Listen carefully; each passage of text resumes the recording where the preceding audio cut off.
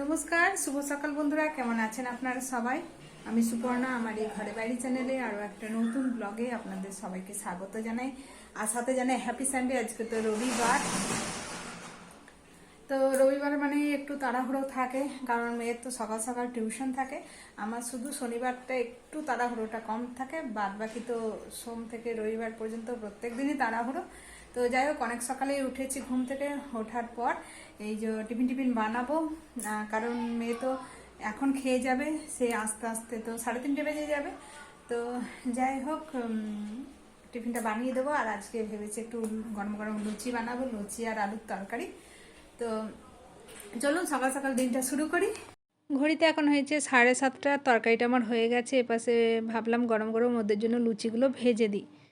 মেয়ে তো অন্যান্য দিন 7:45 বেরোয়, কিন্তু আজকে মনে হচ্ছে আর 7:45 বেরোতে পারবে না, অত তাড়াতাড়ি রেডি হতে পারবে না। এখনও টিফিন করেনি, রেডি হয়নি।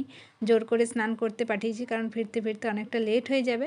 অবেলায় এসে আর স্নান করতে ইচ্ছে করে না, তার মধ্যে ঠান্ডা লেগে যাবে, সেই কারণে। এদিকে কর্তামশাইকেও চা দিতে পারিনি সকালে, কারণ হাতও আমার দুটো আর গ্যাসের ওভেনও আমার দুটো। একদিকে তরকারি বসিয়েছিলাম, একদিকে লুচিগুলো ভাজছিলাম, কোন দিকে করি, সে কারণে বললাম টিফিনটা করে নাও, তারপরেই চা দিচ্ছি। এদিকে একটুখানি ভুট্টা সেদ্ধ করেছিলাম, সেটাকে একটুখানি বিট লবণ, গোলমরিচের গুঁড়ো আর লেবু দিয়ে মাখিয়ে দেবো, খেতে ভালো লাগবে। কারণ মেয়ে তো 7:45 খেয়ে যাচ্ছে, তারপরে ফিরবে সেই 3:30। অনেকটা গ্যাপ হয়ে যাবে, তো মাঝখানে খেয়ে নিতে পারবে। আর কর্তামশাইকেও একটু দিয়ে দেবো, কারণ ও তো ফিরবে 12টায়, এসে স্নান করে খেয়ে দিয়ে আবারও মেয়েকে আনতে যাবে, কখন বা খাবে, সে কারণে দুজনকেই দিয়ে দেবো। তো এদিকে টিফিনটা আগে রেডি করে নিচ্ছি, তারপরে ওদেরকে খাবারটা দিয়ে দেব। তো মাখা তো আমার হয়ে গেল, ওদেরকে এবার খাবারটা দিয়ে দিই। ওরা বেরিয়ে গেলে তারপরে আমি স্নান পুজো সেরে টিফিন করব। আর আজকে যেহেতু রবিবার, রান্নার তো তাড়া নেই, রান্না ধীরে সুস্থে হবে। তো এখনও পর্যন্ত ঠিক করিনি আজকে লাঞ্চের মেনুতে কী হবে, কারণ ভাবলাম একটা একটা করে কাজ কমপ্লিট করি, তারপরে ভাববো।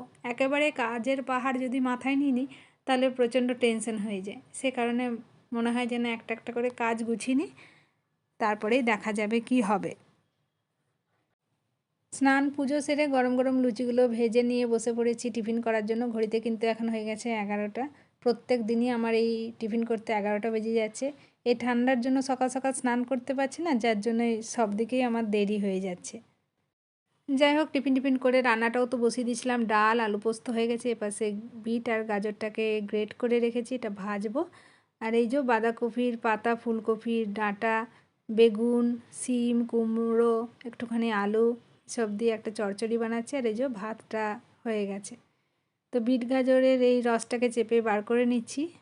দুটো কারণ, এক তো আমি খাবো, আর দ্বিতীয় কারণ হচ্ছে জলটার জন্য না ভাজাটা ভাজতে অনেকক্ষণ টাইম লেগে যায়, সে কারণে চেপে বার করে নিচ্ছি।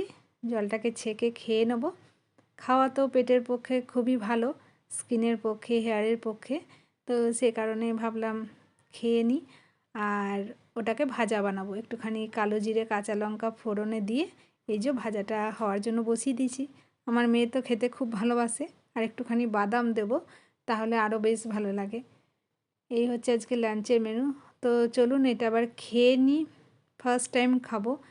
তো প্রথমবার যে কোনো জিনিস খেতে একটু কেমন কেমন লাগে, কিন্তু যাই হোক টেস্টটা খারাপ নয়, কারণ দুটোই তো মিষ্টি, গাজরটা বিটটা ভালোই লাগছে খেতে, মিষ্টি মিষ্টি। ঘড়িতে এখন হয়ে গেছে 3:35। মেয়ে তো এই সবেমাত্র আসলো। তো দুজনে এই যে লাঞ্চ করব। আজকে আমি লাঞ্চ করিনি আগে, কারণ আজকে টিফিন খেতে তো অনেকটাই আমার দেরি হয়ে গেছিলো, সে কারণে খিদে পাইনি। ভাবলাম মেয়ে আসুক, তারপরে একই সাথেই খাবো। তো এই যে দুজনে মিলে খাবারটা খেয়ে নিই। আর এই যে ওর বদমাইশি শুরু হয়ে গেছে, বারবার আমার ক্যামেরার সামনে হাত দিয়ে দিচ্ছে। গুড ইভিনিং বন্ধুরা। এই একমাত্র রবিবারেই আমার ঘুম থেকে উঠে চা খাওয়ার সুযোগ হয়, তাছাড়া তো প্রত্যেক দিনই চা খেতে খেতে প্রায় 7:30 8টা বেজে যায়। তো যাই হোক, সন্ধে টন্ধে দিয়ে চা আর নিমকি নিয়ে বসে পড়লাম, আমি আর কর্তামশাই দুজনেই। সকালে যে ভুট্টাটা সেদ্ধ করেছিলাম, আমার ভাগেরটা ছিলই, আমার আর খাওয়ার সুযোগ হয়নি। তো চা খাওয়ার পর এই যে আমি খেতে চাইছিলাম না, কর্তামশাই বললো একটুখানি খাও, আর ভাবলাম ওটাকে ফেলে রেখে কি করব, তার চেয়ে খেয়ে নেওয়াই ভালো। তো বন্ধুরা, আজকের মতো ব্লগটা এখানেই এন্ড করছি। আজকের এই ভিডিওটা আপনাদের কেমন লাগলো কমেন্টে জানাবেন, ভালো লেগে থাকলে একটা লাইক করবেন, আর আমার নতুন বন্ধুরা চ্যানেলটাকে সাবস্ক্রাইব করে দিয়ে আমার পাশে থাকবেন। আবারও খুব শীঘ্রই ফিরে আসবো নতুন একটা ব্লগ নিয়ে। আপনারা সবাই সুস্থ থাকুন, ভালো থাকুন, সাবধানে থাকুন। দেখা হবে খুব শীঘ্রই পরের একটা ব্লগে। Bye, good night.